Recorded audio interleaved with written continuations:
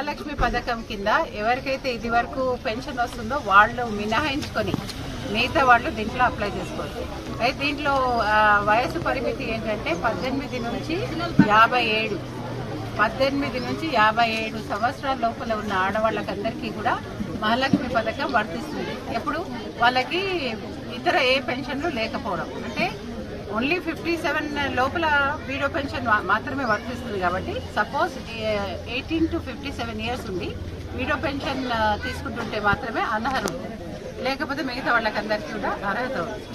రెండోది ఏంటంటే ఇప్పుడు ఇల్లు అనుకుంటున్నాం, అవసరానికి బట్టి అది. సపోజ్ మనకి ఇల్లు ఉందనుకో, మళ్ళీ ఇంకో ఇంటి గురించి అప్లికేషన్ పెట్టుకోవద్దని. ఎవరికైతే అత్యవసరం ఇల్లు లేదో వాళ్ళు ఇంటి కోసం అప్లికేషన్ పెట్టుకుంటే బాగుంటుంది. రెండోది దీనికి అనుసంధానంగా ఉన్నది గృహలక్ష్మిలో ఏంటి, కరెంటు బిల్లు 200 యూనిట్ల వరకు కరెంట్ బిల్ మినహాయింపు.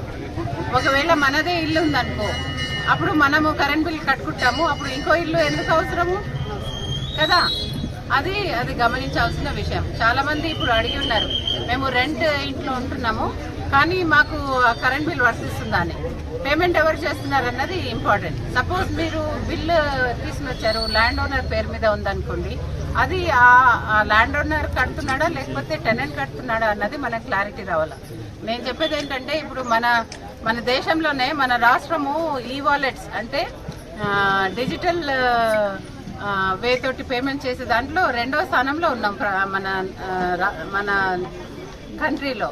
ఫస్ట్ కేరళ ఉంది, సెకండ్ తెలంగాణ ఉంది. అలాంటప్పుడు బిల్ ఏదైతే ఉందో అది డైరెక్ట్గా మీరు మీ స్మార్ట్ ఫోన్ నుండి రెమిట్ చేశారనుకో, ఇమీడియట్గా అది ఎలిజిబిలిటీ మీకు వచ్చే అవకాశం ఉంది.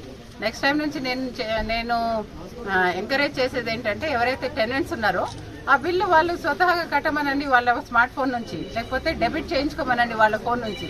మనకి ఎలక్ట్రిసిటీ డిపార్ట్మెంట్లో డిస్కామ్స్లో మనము డైరెక్ట్ డెబిట్ కూడా ఉంది. సో అది చేసుకుంటే ఒక ప్రూఫ్ ఉంటుంది మనము కడుతున్నామన్నట్టు.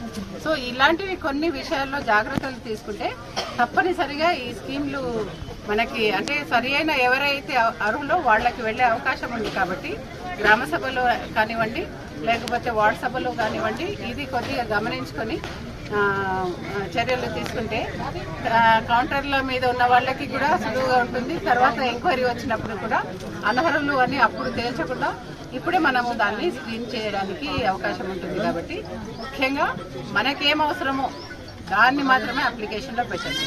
ఒకవేళ ఈ స్కీమ్స్లో ఏమి కూడా మనకు అవసరం లేదు కానీ రేషన్ కార్డు కావాలా, సెపరేట్ వైట్ పేపర్లో అప్లికేషన్ పెట్టుకోండి. ఈ అప్లికేషన్ ఫామ్లో రేషన్ కార్డు కోసం అప్లికేషన్ అన్నది కాదు, స్కీమ్ అప్లికేషన్. కాబట్టి అభయహస్తము 6 గ్యారంటీల అప్లికేషన్లో రేషన్ కార్డు కావాలంటే మాత్రం పెట్టకండి. రెండవది ఏంటంటే రేషన్ కార్డు ఉంటేనే అప్లికేషన్ పెట్టాలని ఎక్కడ లేదు. ఒకవేళ రేషన్ కార్డు లేదనుకోండి, ఇది స్కీమ్స్ అన్నీ కూడా ఆధార్ బేస్డ్.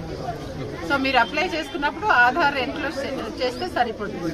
మీకు రేషన్ కార్డు లేదనుకో, లేకపోతే ఇన్కమ్ గురించి ఏదైనా రేషన్ కార్డు గురించి స్ప్లిట్ చేయాలనుకుంటే సెపరేట్గా అప్లికేషన్ పెట్టడం కూడా కౌంటర్లో తీసుకునే అవకాశం ఉంటుంది. కాబట్టి అందరూ కూడా అది గమనించుకుని ఈ ప్రజాపాలన వార్డు సభలో కరెక్ట్ అప్లికేషన్స్ ఇవ్వడానికి మీరందరూ కూడా తోడ్పాటు ఇవ్వాలి. Video pension okay. ఇప్పుడు ఒక ఇంట్లో ఒక తల్లి ఉంటది, ఆమెకు ఇద్దరు కూతురు ఉంటారు, వాళ్ళకు కూడా వర్తిస్తుందా? ఏ ఏజ్ గ్రూప్ చెప్పండి మీరు? 18 తర్వాత అందరికి వర్తిస్తుందని చెప్పట్లే.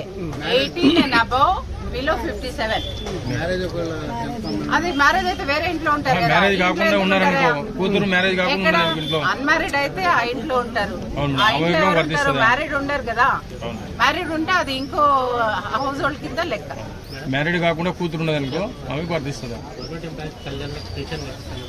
Like that above poverty line ఉద్యోగాలు ఉన్న వాళ్ళు ఇవన్నీ కూడా అవుట్లయర్స్, వాటికి వాళ్ళ కోసం కాదు మెయిన్గా ఈ స్కీమ్స్. రెండవది ఇళ్ల గురించి వచ్చినప్పుడు కూడా నేను అప్లికేషన్లో చూసిన 13-year-old కిడ్ చదువుకుంటున్న అబ్బాయి ఉన్నాడు కాబట్టి ఇప్పుడు నేను జాయింట్ ఫ్యామిలీలో ఉన్నాను, నా కొడుకు కావాలి కదా అని అడుగుతున్నాను. ఇంకా అంత దూరదృష్టి ఉంటే ఏం చేస్తాము. అందుకని ముఖ్యంగా ఏంటంటే అత్యవసరం ఎవరికైతే ఇప్పుడు ప్రస్తుతం ఇల్లు లేదో వాళ్ళ గురించి అప్లికేషన్ పెట్టుకుంటే బాగుంది.